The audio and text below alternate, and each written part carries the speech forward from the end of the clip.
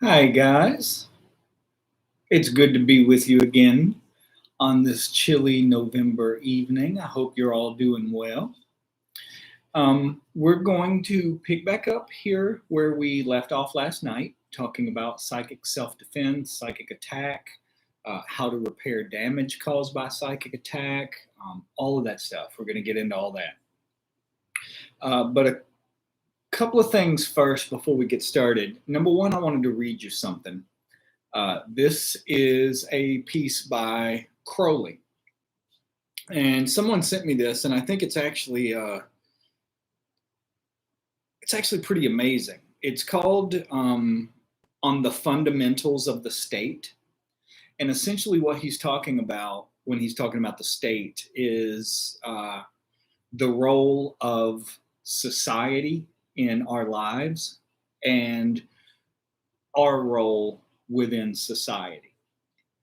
You've always got people that want to tell you what your job is or what your function is or what you're supposed to be doing to better yourself and better society. And uh, this is Crowley's take on that. The very first part of it is a little dense in language. Uh, the most important part, I think, by far, is the last section of it, where it talks about gives like basic instructions. Let me read this to you. Say not, O my son, that in this argument I have set limits to individual freedom.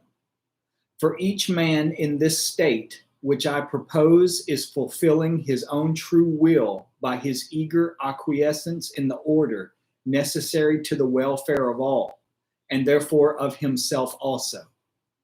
But see thou well to it that thou set high the standard of satisfaction, and that to everyone be a surplus of leisure and of energy, so that his will of self preservation being fulfilled by the performance of his function in the state, he may devote the remainder of his powers to the satisfaction of the other parts of his will. And because the people are oft times unlearned, not understanding pleasure, let them be instructed in the art of life, to prepare food palatable and wholesome, each to his own taste, to make clothes according to fancy, with variety of individuality, and to practice the manifold crafts of love. These things, being first secured, thou mayest afterward lead them into the heavens of poesy and tale, of music, painting, and sculpture, and into the lore of the mind itself with its insatiable joy of all knowledge. Thence let them soar. So I thought this was amazing. Just because, let me run down to you the parts that I liked. Basically, what he's talking about is that there is an order. It's necessary that there is an order kept, so that we better, what would be the word? Not so that we better see to the welfare of everyone. If there's not, it's basically we have the obligation to contribute to our betterment so that we may then continue to the betterment of mankind. First part of this is basically you've got a bunch of people who want to save the world but don't even know how to save themselves. And you have to save yourself before you can go on some quest to save the world. Or else we end up just getting deeper and deeper into trouble and distracted from the true issue of why we're here, and all sorts of things. But the thing he's saying in here is that society should be set up in a way that everyone has leisure time and plenty of energy, so that you can use those things. You can use your leisure time, and you can use your energy to further advance yourself, further evolve, further fulfill yourself. Uh, and the way that we're supposed to work on ourselves, it's fine to, have all of these lofty magical philosophies and all of this sort of stuff. But if we don't integrate those things into our lives in a way that they make a difference, that they make an impact on our existence, then they're really not doing a great deal for us. They are meant to improve. The teachings of magic are meant to improve our lives, to enhance our lives. So, what are our lives? Well, number one, he's saying things that sound kind of ridiculously elementary on one level, but are actually really profound and are kind of the meanings of life. Like he says, and because the people are oftentimes unlearned, not understanding pleasure, let them be instructed in the art of life, to prepare food palatable and wholesome, each to his own taste. Okay, now, one thing about that is we were all never meant to be eating the same thing. There is not a general rule for the nutrition of humanity. We are all different. It's why some of us are allergic to some foods when it doesn't affect others of us. But think about when you realize that all of our diets are supposed to be different because all of our energy systems are different. Think about it like this. When you first learn magic, you learn a kind of curriculum that everyone learns. The hexagram rituals, the pentagram rituals, the rose cross, the middle pillar, building the tree of life in the aura, all these things. These are all like curriculum that everybody learns. Everybody passes through these stages. But the absolute highest levels of magic are not a one-size-fits-all curriculum. They are tailored to the individual. And keep in mind that I am not, by any stretch of the imagination, an expert in astrology. I've never been crazy about astrology. Practical, predictive astrology, like birth charts and things of that nature. I have no skill in that. I've never been interested in that. To me, it just seemed too much like homework and algebra and all the things that I didn't want anything to do with. So I keep in mind that I'm not an expert on this and will not explain this accurately, but the final stages of magic. Also keep in mind that in the Golden Dawn tradition of magic, there's essentially, when you first start learning, everything you learn is in Hebrew. The Lesser Banishing is in Hebrew. The Middle Pillar is in Hebrew. The Rose Cross is in Hebrew. All these things are in Hebrew. First stage, Hebrew. Second stage, you will start using a combination of Enochian and Hebrew. You'll start with like the Supreme ritual of the pentagram, which uses both Enochian and Hebrew. Third stage of the process is you will switch to using purely Enochian. Next stage of the process is alchemy. In the Golden Dawn, alchemy was considered like the highest level of magic. It was one of the last things that you would start working on. But whenever you're in that level and you're working with things, like fixed stars and constellations and things of that nature, think of it as when you entered this realm of reality, when you incarnated into the material world. You know how we say things like I'm a Leo or I'm a Sagittarius or things like that. What we really mean whenever we're saying that is that when we incarnated into the physical realm, when we entered into the material universe, we entered through a window. And the 12 constellations are the windows of heaven. We entered into one of those to incarnate into the physical realm. Well, at the moment that you incarnate,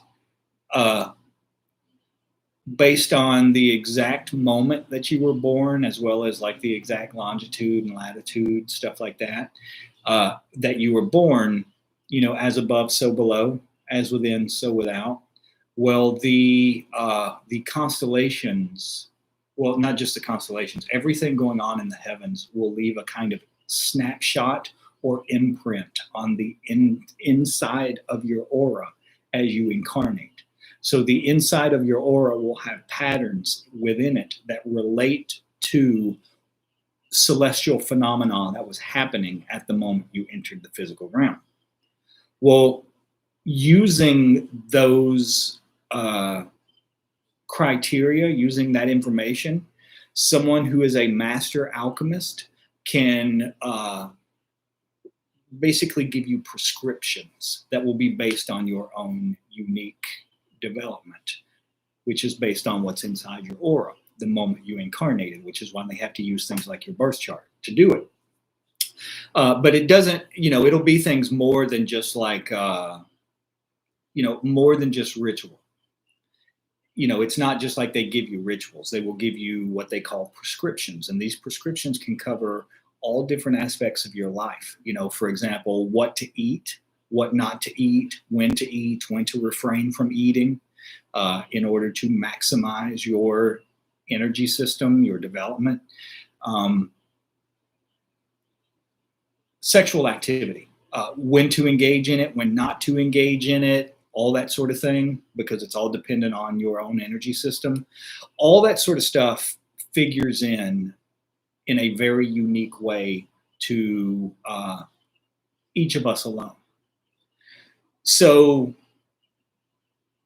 and for the record, I am, like I just said, I am not a master alchemist. I do not have the training in astrology to figure out your individual birth charts. There are people out there that do.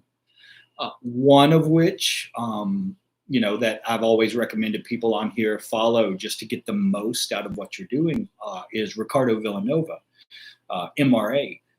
He has the proper training to be able to do stuff like that. But the thing about most of these people is, people who are capable of putting together this information, these aren't people that you generally, this is not stuff you're going to be doing in the very beginning stages of magic. This is stuff way down the road. And normally the way it was told to me is if you find one of these people, if you come across one of these people, it usually means that you came across them before, you knew them before, you associated with them before in a previous lifetime. So had, karma that attaches you to them. I forgot where I'm going with. Oh, so you see, my point to all of this is you are a unique individual. You were never meant to be eating McDonald's. You were never meant to be lining up in the cattle chute for the next Big Mac and French fries. That is not getting the most potential out of your system, your growth, any of that.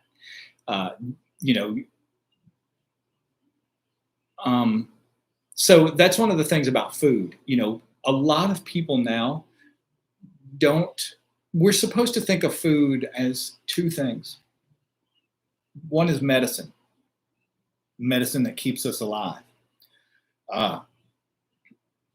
The other is, what's the other? Medicine and art. Food is art. Just like clothing is art. Just like getting dressed is art. Most people are completely and absolutely unconscious. And I don't mean to, I'm not saying this in a derogatory way, like looking down on people, but, I live in New Orleans where there is a lot of social activity, a lot of people walking around. You see people from every walk of life here doing all kinds of stuff. You see people that you can tell put zero thought into what they are wearing. When you see the guys that are just wearing like the shorts and the t-shirts and the flip-flops or what have you, you can tell that this person put zero thought. To them, clothing is just something you put on the body to shuffle through the day to get the next meal from McDonald's.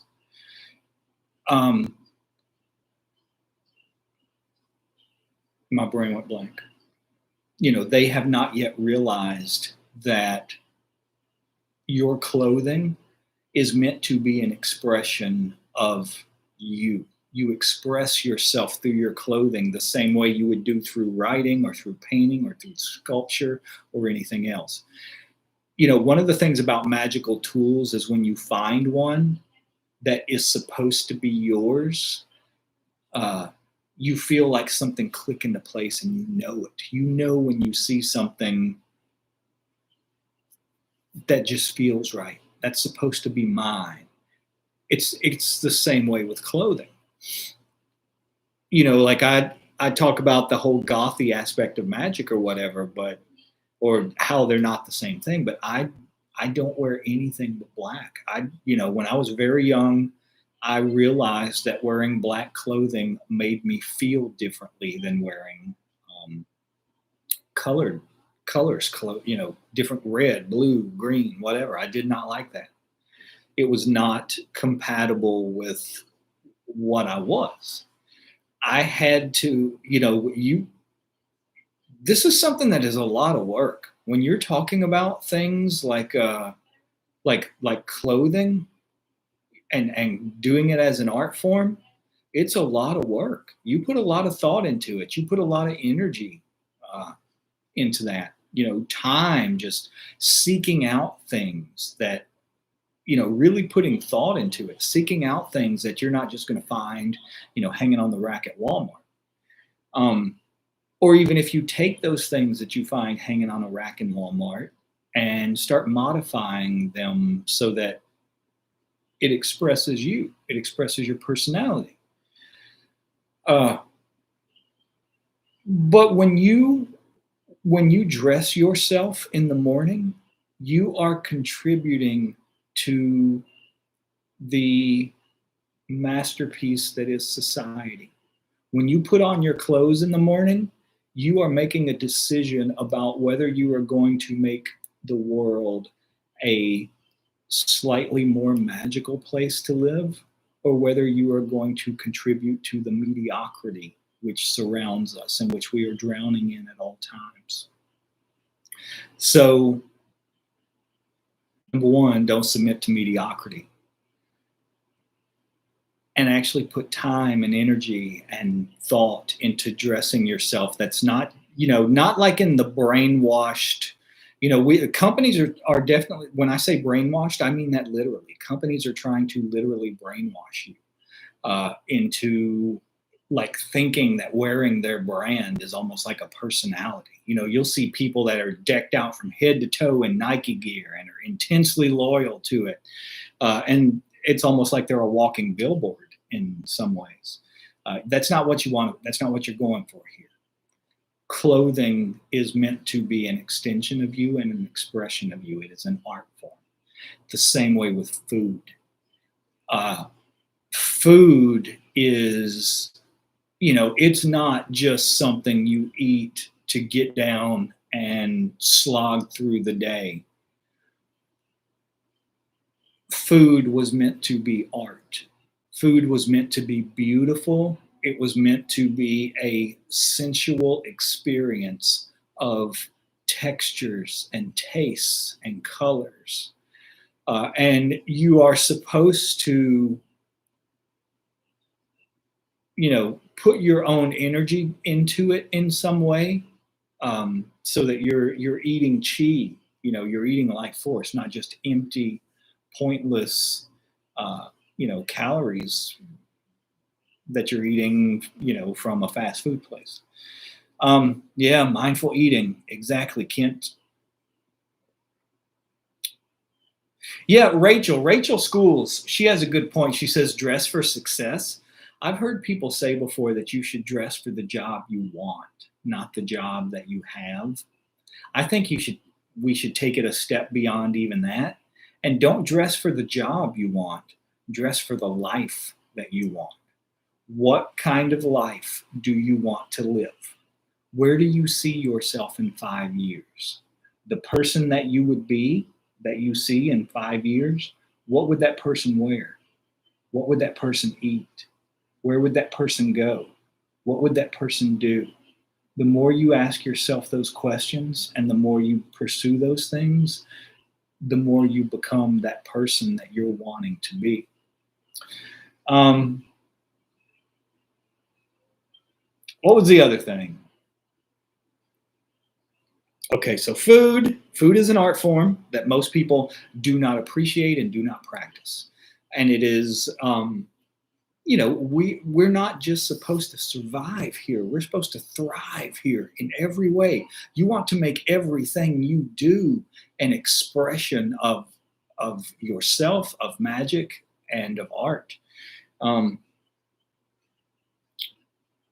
then after they learn things like that, then after people learn that dressing is an art form, that eating is an art form, that both of them are unique and individual, then they can start learning the higher art forms, the poet, story, music, painting, sculpture, what we traditionally think of as art.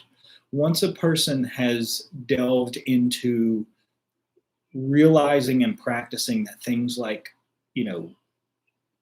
physical sustenance, material sustenance, food, the way we clothe ourselves, all of these things are art. Once we have a foot in that door, then we can start moving on to the other things. And eventually, and that doesn't mean you have to do those things. It just means that you want to have an appreciation for those things. You don't want to be ignorant about those things. You want to understand people's frame of reference. When people start talking about a particular painter, whether it be Picasso or Remedios Varo, Dali or whoever it is, you want to know what they're talking about. When they're talking about sculptures, when they're talking about, periods of world history and cultures, all these sort of things, you want to understand what they're talking about. It will add to the enrichment of your life and of your soul. And then, finally, even after all that, that is whenever they may study the lore of the mind itself, which is things we are talking about on here. Magic, your higher self, your lower self, the internal, the external, all of that. The number one thing that people can do for themselves to help themselves learn and grow is live a full, beautiful, meaningful life. To seek richness and meaning, we want to enjoy all the things that we do. If you don't enjoy your food, if you don't enjoy your clothing, if you don't enjoy art, then this world is really just a prison, and it's not supposed to be a prison. So that was just one of those things that I wanted to read to you. That is by Aleister Crowley, by the way, and it is called On the Fundamentals of the State. Let me see if I can find the book that it was in. Hold on. I saw someone asking this a second ago. Let's see what I've got, if I've got it here. Is that it? Yes, it is called Liber Aleph. Can you see that? Is it too bright? Liber Aleph, the Book of Wisdom or Folly by Aleister Crowley. So that's the book it's from, if you're interested in that. A couple other things. Let me see what it was. I made notes. Oh, somebody on here, it may have been Shane. I can't remember. But before we came on, someone was talking about gratitude and how gratitude is an act of magic. It absolutely is. It absolutely is an act of magic. The more grateful that you are for the things that you have, the more you will be given to feel gratitude for or to feel gratitude over. Giving thanks for what you have already is a profound act of prayer. It shows that you appreciate and take care of what you've been given. And it's like it says in the Bible, to he who has been given much, more will be given. To he who has nothing, even what he has shall be taken, or even what he has, he will lose.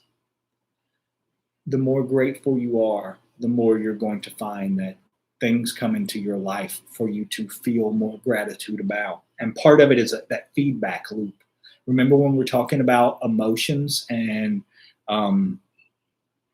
how they create feedback loops within our aura? So think about it this way. You start thinking about something that's causing you anxiety. Thinking about it causes you to experience the emotion of anxiety. Get you all revved up, flooded with adrenaline, all that. Makes you feel terrible. The more you feel that chemical reaction and the more terrible you feel about it, the more you're going to keep thinking about it. The more you keep thinking about it, the worse it's going to get. That's a feedback loop. Normally, we ground that out. If you do a grounding exercise while that's happening, you can ground that feedback loop out of your aura so that it doesn't keep going. You know, sometimes you'll get in those habits where you may spend days or even weeks obsessing over the same thing. This is why grounding is so important, to get rid of that.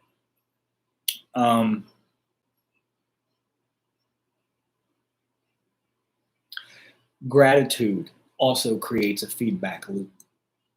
When you start to think about all the different ways that you are blessed in your life, and you are blessed. If we're sitting here talking right now, we are incredibly blessed. Believe it or not, this is not a thing that most people in the world can do. This is an activity reserved for those who have leisure time and curiosity for this sort of stuff and know it exists and all that.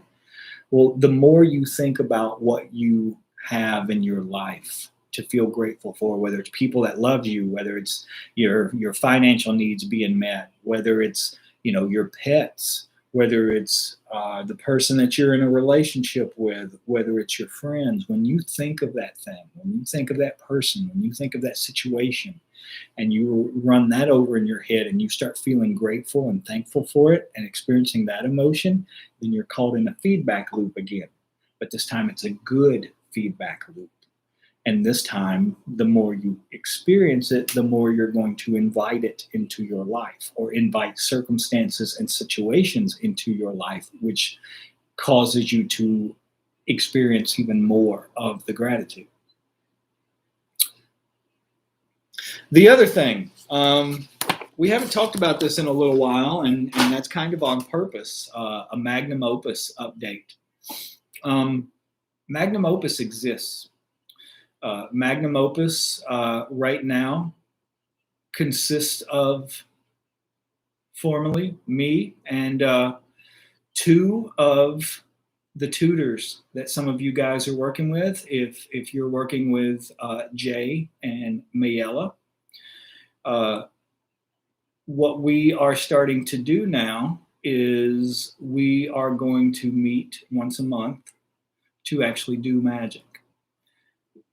This is not something that is going to be, you know, just open to anyone and everyone. You know, what we are focusing on right now are the people that either I am tutoring or that they are tutoring. And after we start doing what we're doing, getting the hang of all the rituals that we're going through, what we will probably do is, among those people, we will invite one at a time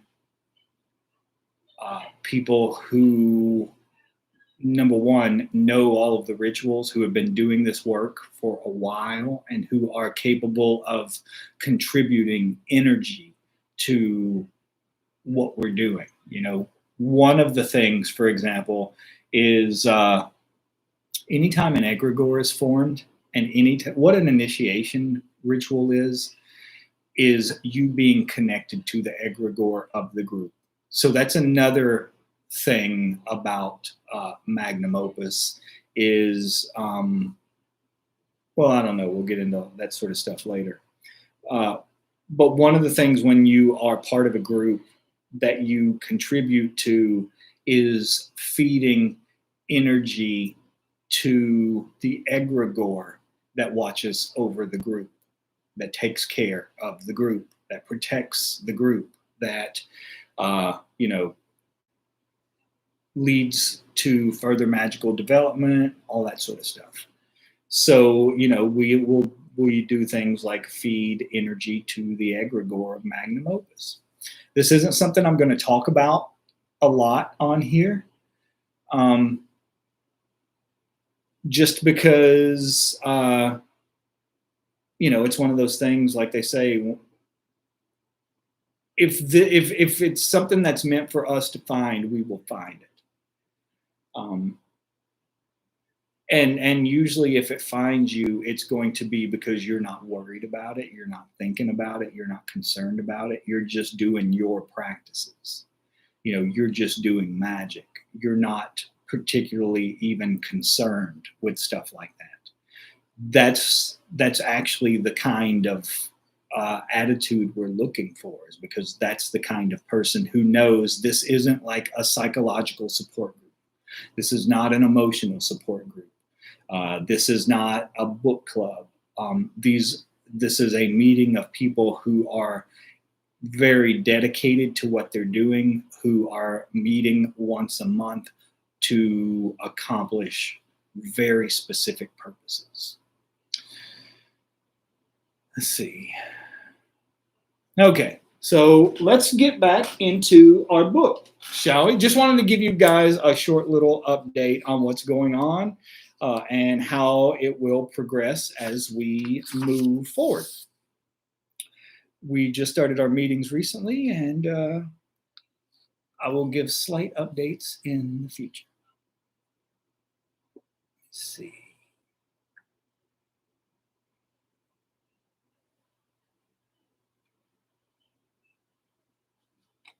Okay, so we're going to start tonight with countering direct attack. Last night we were talking about countering indirect attack. Is that what we were talking about?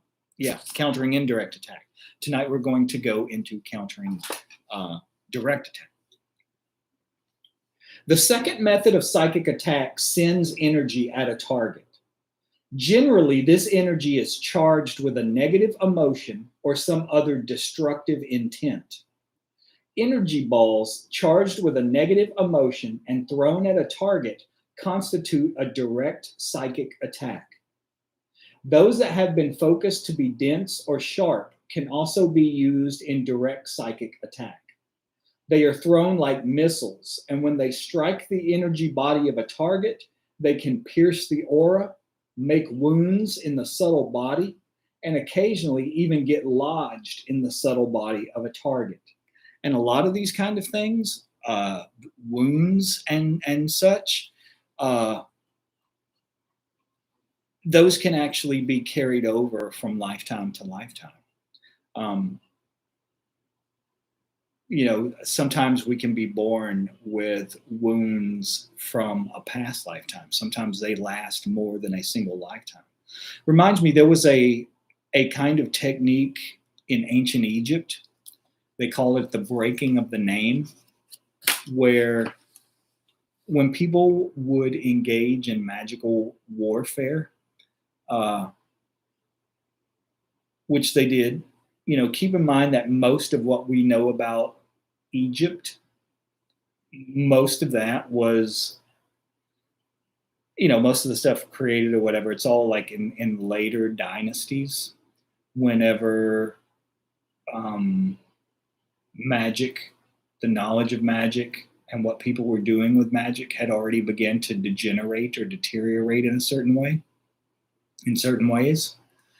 But one of the things they would do, if you had two people who were engaging in magical warfare, There are ways to disrupt a person's connection to the material realm so that they were incapable of being reborn into the material world. That may not sound like a big deal. It is.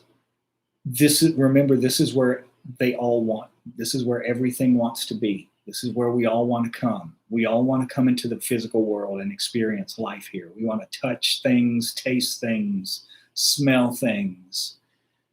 We want to love and be loved. Where was I going with this? What was I talking about? Oh, the breaking of the name. So what they would do is make a kind of stela on, like, say, clay tablets, and you would inscribe this particular ritual on the tablets that would include personal connections to the person whose link you were trying to disrupt. And then you would do certain rituals to equate this tablet with their name on it with the person. You do certain rituals to see the tablet as an extension of the person, and then you raise it up and you smash it on the floor. Whenever the clay tablet shatters, their connection to the physical world shatters. People can actually go insane from that, be driven mad. When you're talking about, hundreds, potentially thousands of years, when you're looking into this world and unable to get back in here to do what you need to do, it's maddening. Why am I talking about this? What were we talking about?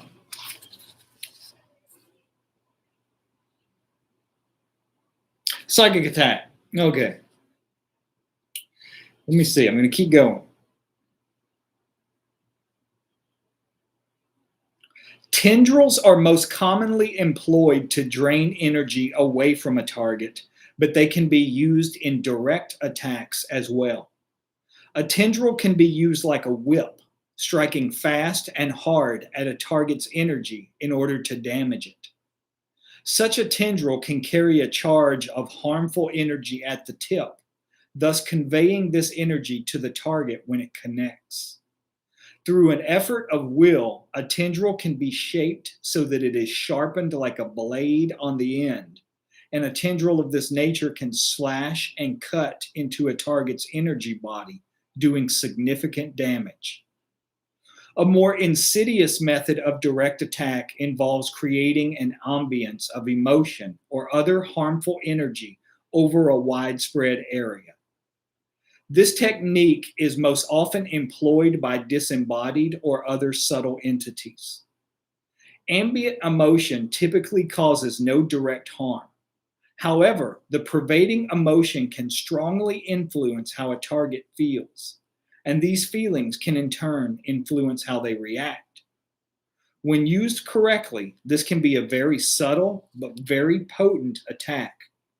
Thus, if an individual experiences a sudden spike of anger and is focused on it, that person may not notice when something connects to his or her energy and begins to feed off of it. If a person is too distracted by the disquieting sensation pervading an area to think clearly, this may make him or her vulnerable to a further, more aggressive attack. Energy that has been released as a general emotional ambiance can be taken in like any other manner of ambient energy. Cycling will neutralize the emotional charge. Be careful to dump the emotion once it has been filtered out, for assimilating it into your system with the rest of the energy will cause you to experience the emotion. So, what they're talking about there about like ambient energy having emotion in it, you can feel this. Um, you can feel ambient emotion in an area. You can feel when you walk into a room, like the tension in the air, if there's anger there. You can feel when you walk into a room and people are like sexually attracted to each other. You can feel that. Um, you can feel when people don't like each other. You can feel when people do like each other. And it's because they're emitting energy all the time.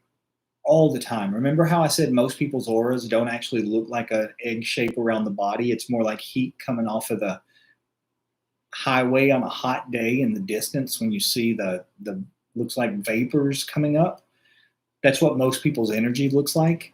So they're giving off energy like heat, which is constantly filling the environment where they are. This is why when you first move into a house, it feels empty, but the longer you're there, the more full it feels. It's because when you first move in, the people that were there previously are gone. Their energy is dissipating. Yours has not yet begun to fill the place up. The reason your home feels like home to you is because it is full of your energy. It's full of the energy that you are constantly dissipating into the environment that you live in. Well, that's the same way when you go to places like, say, Times Square, when you've got all these people that are excited and, happy and on this big adventure, they're giving that energy off. Well, you can, at any given time, you can walk into a room and you can pull the energy in that room into your Tippereth center. You just visualize it. Close your eyes and visualize the energy in the room as light. Whenever you inhale, you pull as much of it as you can, inhale it into your Tippereth center, the gold center in your chest. You can hold it. You can actually change the energy in the room. So let's say, for example, you walk into a room where two people have been arguing and they're still in the room. They've been fighting and there's two of them in the room. You close your eyes and you visualize the energy in the room as being filled with red light, because red can represent anger. When you inhale, you pull that red light into your Tippereth center. Hold it. Begin doing the vacuum to pull all the anger out of the energy that you're holding in your Tippereth center. Ground all of the anger out down into the earth so that you are now only holding pure energy within you with the anger grounded out of it. Then whenever you exhale, you radiate it back out into the room as something else. You can change the energy in the room. So let's say if two people were fighting, then you can turn the energy into the room to be energy of balance and harmony. You breathe in the red light, hold it in your Tippereth center, vacuum all the anger out of it, ground it down into the earth, and then the next time you exhale, you radiate gold light. Gold represents harmony, balance, getting along, all of that sort of stuff. You radiate that back out into the room. Yes, Amanda says, or love. Yep, exactly. Radiate love into the room. You can change the energy of any room doing that. Let me see. Where did we stop at? So I'm going to read this one little part again just because I think it's very important. Energy that has been released as a general emotional ambiance can be taken in like any other manner of ambient energy. Cycling will neutralize the emotional charge. So cycling, that's part of what she's calling grounding, like when you're grounding the anger out of it. Yeah. Actually, Kate Temple West says, could you do something similar? Wait, where'd she go? She disappeared. Where did she go? She's slipping away.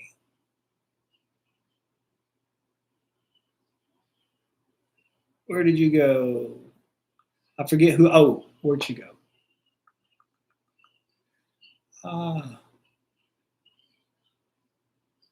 Oh, there we go. Kate Temple West says, can you do this with your own energy if you were the one fighting? Absolutely. And the sooner you realize that you're angry and start doing it, the better it's going to be, because less of that energy is permeating out through you and through your body. Less of it is saturating you. The quicker that you can realize you're angry and start grounding the energy out, the more quickly the anger is going to pass and the less residue it's going to leave within you.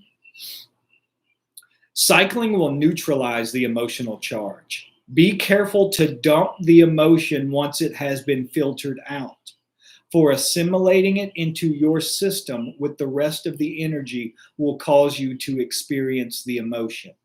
And that is because that energy is also filled with the impurities of the people who are emitting it.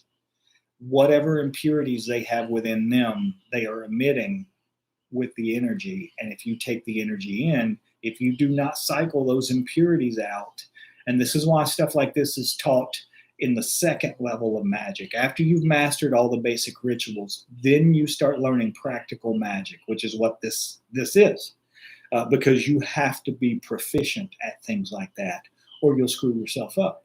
You know, what happens whenever you start taking in the energy of despair?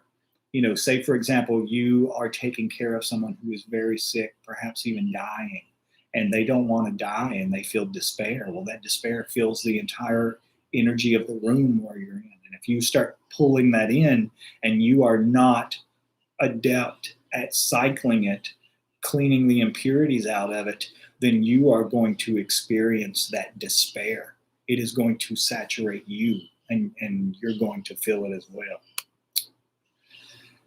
See what y'all are talking about. One second.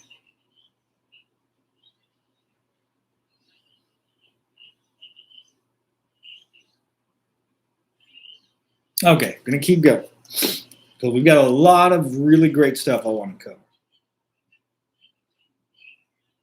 Another method of dealing with this manner of attack is to simply recognize the emotion as something that has been generated artificially and to consciously resist reacting to it. Grounding and centering will help shake off the effects of such an attack, as can filtering. So, what she's saying here, another method of dealing with this manner of attack is to simply recognize the emotion as something that has been generated artificially. What this does is, you know, most of the times people, what's the word? Not equate, but people identify with what they feel.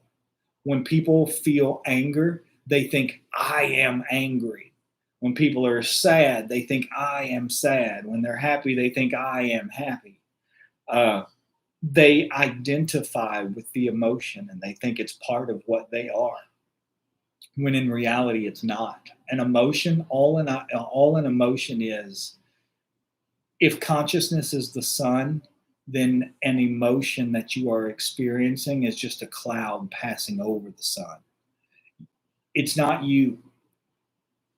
It can affect the quality of the light that you're emitting, so to speak.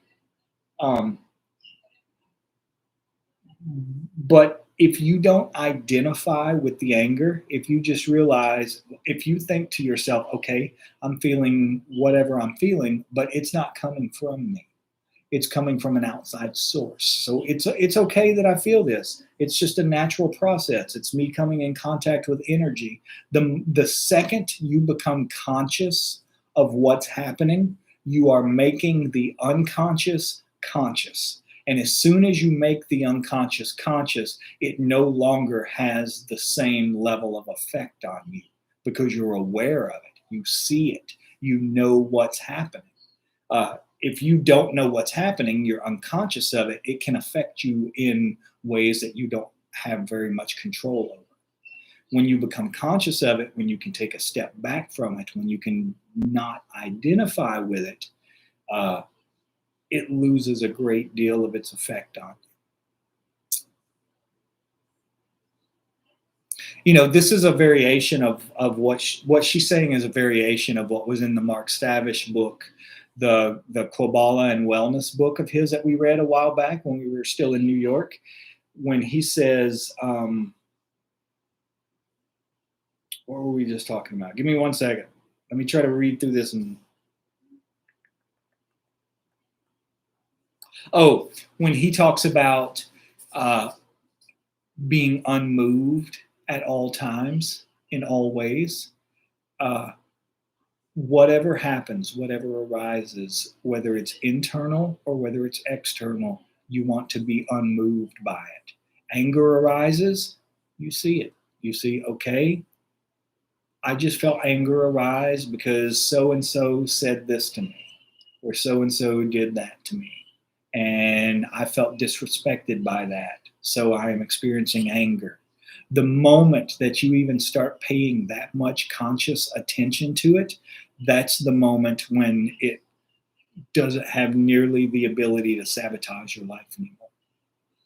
Yeah, Third Ear Psychic Radio says, it's a quote by Jung, Carl Jung.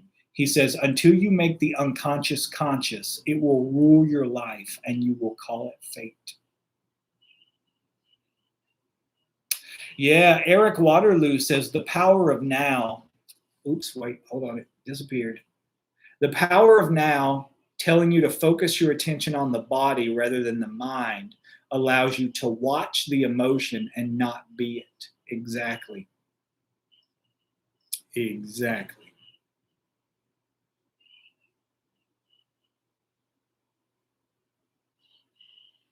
Yeah, Max. Is that Max that said that? Who says that? Yeah, Max says, I finally realized how the news is a negative emotion generator. I may be late to the game, but shrug. Yeah, exactly. And the news deliberately, consciously generates negative emotions. The news wants you to feel fear. The news wants you to feel anger. The news wants you to, be disturbed because when you feel those things, they've got you. You're hooked. They've dug into your energy system. They're creating a feedback loop of anxiety and fear. Therefore, they know you're going to keep coming back and they can try to sell you more stuff. They can try to interfere with your mind even more. Yeah. Genica says the news seeks to polarize the populace. A lot of times we don't realize, but a lot of times, yeah, that's John. John says they want you emotionally invested. That's exactly what it is. The more emotionally invested you are, the more money they can make off of you.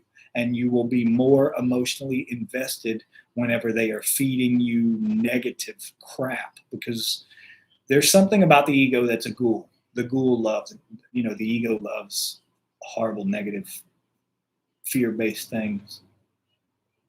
Yeah, Ryan Nolan is talking about MK Ultra uh, and Operation Mockingbird. If you're interested in this sort of thing, if you're interested in how the government and media and all these sorts of things, some of the experiments that they have conducted on humanity and on the American population, stuff that is very, very eye-opening in a lot of ways. Those are some of the things you could look at, like MK Ultra. Yeah.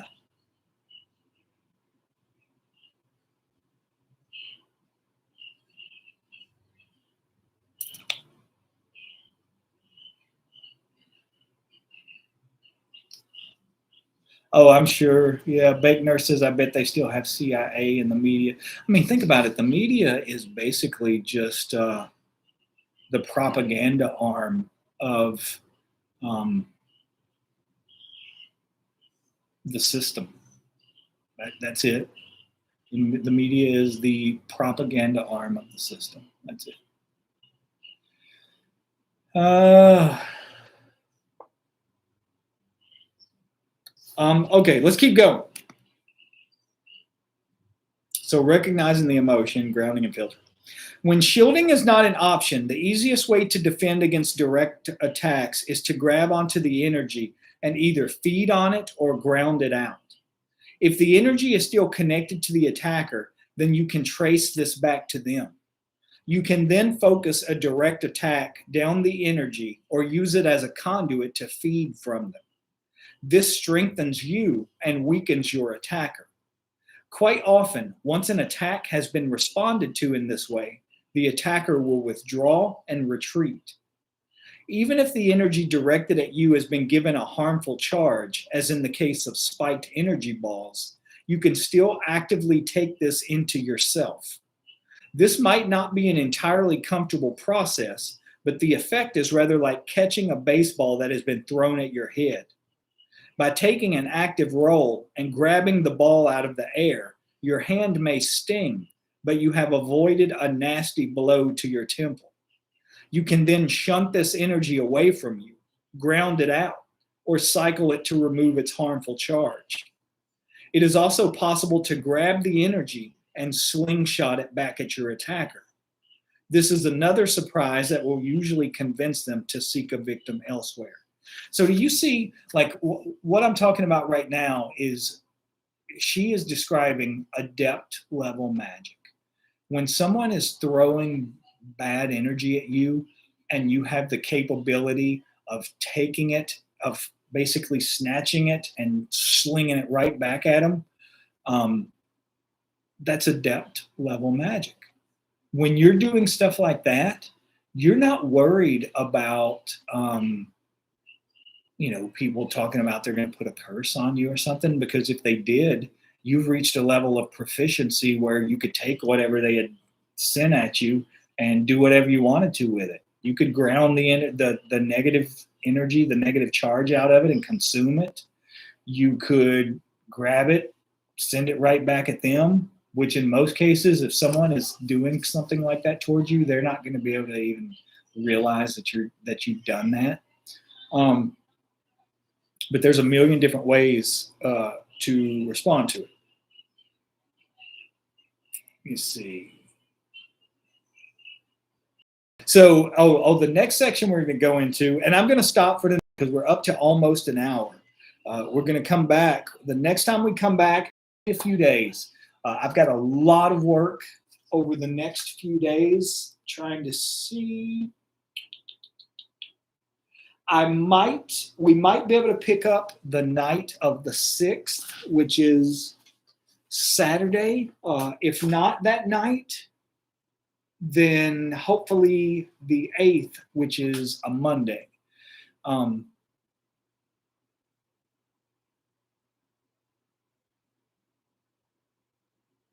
Yeah, Chance, that's a good point. Chance Porter says, part of me believes it's fine to let those who are affected by the media continue to be affected by it. If they want out, they'll find a way. That's a really good point.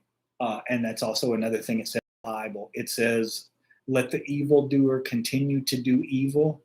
Let the righteous continue to be righteous. Basically meaning, don't try to get in. Don't try to get in people's way. If they don't want to hear you, if they, and most people don't want to hear you, to be honest. They already think they know the truth. They already think they know. Yeah, exactly. Alicia says, not our place. Exactly. It is not our place. They have to learn at their own rate, just like we have to learn at our own rate. Yep, exactly. Exactly. That's a perfect example, Bo. Bo says, that's like trying to make someone quit smoking if they're not ready. It's a waste of energy. Yes, they have to want it. They have to want change. They have to want something different, or you are just casting your pearls before swine, beating your head against a brick wall. You have to let the dead bury the dead. This is one of the reasons also why we don't go around preaching and magic on street corners, is because we are not trying to convert people. We're not trying to convince people. Magic is not a conversion religion. It's not like a deathbed religion where people convert to it. Angie says, would this technique be effective for entities also? Absolutely. Anything that you could do on a person, if you're proficient enough, You could also do on an entity. But the thing is, if you can do it, you'll know that. Like when you still have to figure out those things, wonder those things, it means you're probably not quite capable of doing it yet. Oh, exactly, awakened. Not my circus, not my monkey. Yes. Yeah, Sam. Sam says it feels like the dead are trying to bury the living. It can feel like that sometimes. We are, yeah. There's a name for what we're experiencing in different cultures all over the world. Like in India, they call it the Kali Yuga, like the most degenerate age, which reminds me, last night when we were talking about curses, I told you guys about the friend of mine that went to India and ran into the woman that did the thing where she hit him in the chest with her fingers, and he started to get horrendously sick. Fever went up to like 103, all that sort of stuff.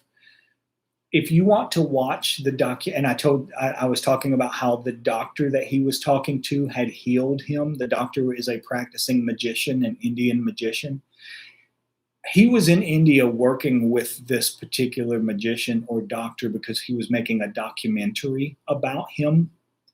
And if you want to see that documentary about the magician, the documentary was made by the man who was cursed. And the documentary is about the magician who helped him remove it. It's on Gaia, I believe, but it's called, I think it's called The Doctor from India.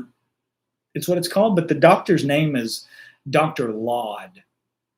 And Dr. Lord was a guy who, you know how everybody has heard of Deepak Chopra now? Everybody knows who Deepak Chopra is. Dr. Lord was offered the position that Deepak Chopra now holds in the world before Deepak Chopra took it over. And Dr. Lord turned it down. He said, no, if you make me famous, I'm not going to be able to keep doing my work. I'm going to have people like searching me out and trying to talk to me all the time. And I just don't have time for this. I don't have the energy for this. I would rather keep doing my practice, being able to help people, teaching people, helping people like the director.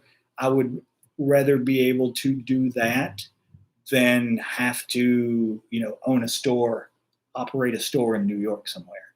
So this guy could have been Deepak Chopra, but chose not to because his work meant more to him than gaining that level of fame.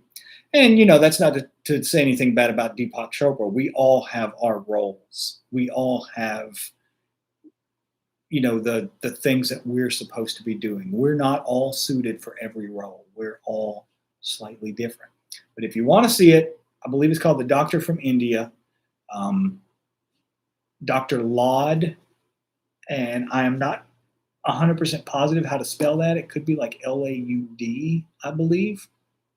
But I'm pretty sure it's on Gaia. It's on, yeah, it is. I saw it on there. But you could probably also find it on, Sarah says LAD, Dr. Lord.